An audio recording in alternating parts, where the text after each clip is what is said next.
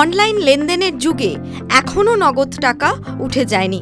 বাজার থেকে দোকানপাট সব জায়গাতেই নগদ লেনদেন হয়। আপনার হাতে বা পকেটে যে নোট রয়েছে তাতে হয়তো অনেকেই খেয়াল করেননি যে বেশ কিছু পরিবর্তন হয়েছে। 100 টাকা ও 500 টাকার নোট কিন্তু বদলে গিয়েছে। কি সেই পরিবর্তন হয়েছে? না, নোটবন্দি নয়, বরং জাল নোট রুখতে এবং নোটের আয়ু যাতে বেশি হয় তার জন্যই 100-500 টাকার নোটে বেশ কিছু পরিবর্তন করা হয়েছে।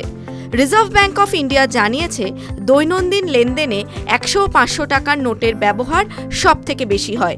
সবজি বাজার থেকে পেট্রোল পাম্প বা বাসে ট্রেনে এই নোটগুলি বেশি ব্যবহার করা হয়।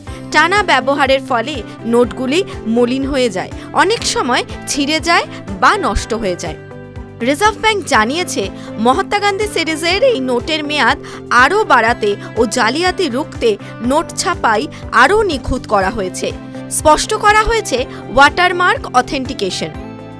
100 টাকার নোটে মাইক্রো লেটারিং আরও স্পষ্ট করা হয়েছে। 500 টাকার নোটেও পরিবর্তন হয়েছে।